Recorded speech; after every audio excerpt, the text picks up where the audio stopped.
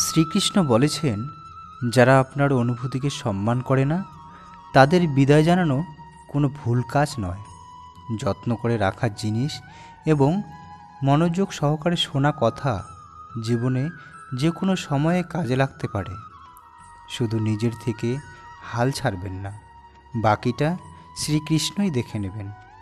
কিছু সম্পর্ক প্রায়ই অভিমানের কারণে শেষ হয়ে যায়, কারণ দোষ সবসময় ভুলের হয় না। সন্দেহের কোনো প্রতিকার নেই এবং চরিত্রের কোনো প্রমাণ নেই। নীরবতার চেয়ে ভালো কোনো হাতিয়ার নেই, আর শব্দের থেকে তীক্ষ্ণ কোনো তীর নেই। আপনার গোপন কথা প্রতিটি মানুষকে বলবেন না, কারণ যারা আজকে আপনার সাথে আছে তারাও আগামীকাল আপনার বিরুদ্ধে যেতে পারে।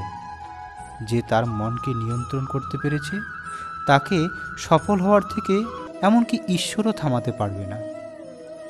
হৃদয় থেকে যা দেওয়া যায় তা হাত দিয়ে দেওয়া যায় না, এবং নীরবতা দিয়ে যা বলা যায় তা শব্দ দিয়ে বলা যায় না।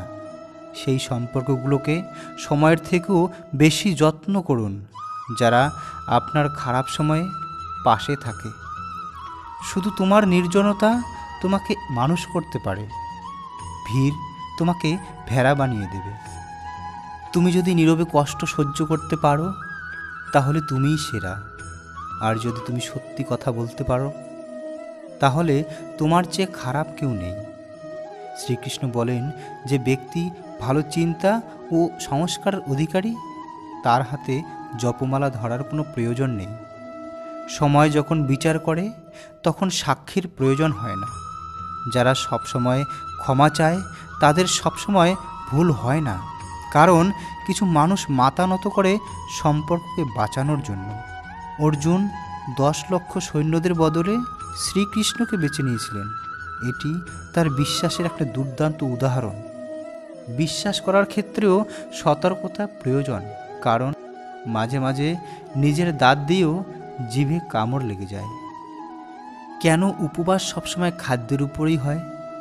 লোভ, লালসা, কাম, ক্রোধ ও বিদ্বেষের উপবাস করা হয় না কেন?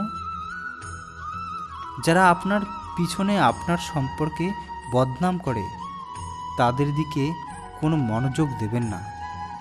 এর সহজ অর্থ হলো আপনি তাদের থেকে 2 ধাপ এগিয়ে আছেন। লোকে আপনাকে ছোট ছোট বিষয়ের জন্য ছেড়ে দেয়, কিন্তু শ্রীকৃষ্ণ আপনাকে অল্প প্রার্থনাতেই আপন করে নেয়। তাই শ্রীকৃষ্ণের প্রতি ভক্তি রাখুন। নদী হয়ে কাউকে ডুবিয়ে দেওয়ার থেকে তীর হয়ে কাউকে বাঁচানোই শ্রেয়। ভগবানের প্রেমে কান্নার যে আনন্দ তা পৃথিবীর মায়ার মধ্যে হাসিতেও নেই। সর্বদা সামনের দিকে এগিয়ে চলা ব্যক্তি কখনো কারো চলার পথে বাধা হয় না, আর অন্যের পথে বাধা দেওয়া ব্যক্তি কখনো নিজে আগে এগিয়ে যেতে পারে না। কথা বলার আগে ভাবুন, কারণ কথা বলার পর ভাবনা নয়, অনুতপ্ত করা যায়।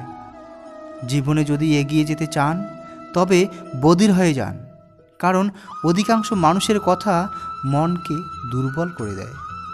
যদি আপনার কোনো শত্রু না থাকে তাহলে তার মানে আপনি সেই সব জায়গাতেও চুপ ছিলেন যেখানে কথা বলার খুবই জরুরি ছিল।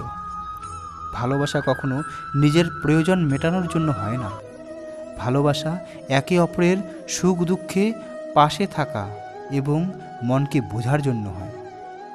কিছু হারিয়ে সবাই যায়, না হলে গঙ্গার উপর এত ভিড় হতো না। শ্রীকৃষ্ণ বলেছেন, আপনি যদি সময়ের বিপর্যয়ের মধ্য দিয়ে যাচ্ছেন তাহলে চিন্তা করবেন না, আপনি উন্নতিই করছেন। জীবনে যদি শান্তি চান তবে মানুষের কথা মনে রেখে কষ্ট পাবেন না, কারণ জীবন মানেই এগিয়ে যাওয়া, থেমে যাওয়া নয়। কেউ কষ্টে উপদেশ চাইলে উপদেশের সাথে সাথে তার পাশেও থাকবেন, কারণ উপদেশ ভুল হতে পারে কিন্তু সাহচর্য কখনো ভুল হতে পারে না।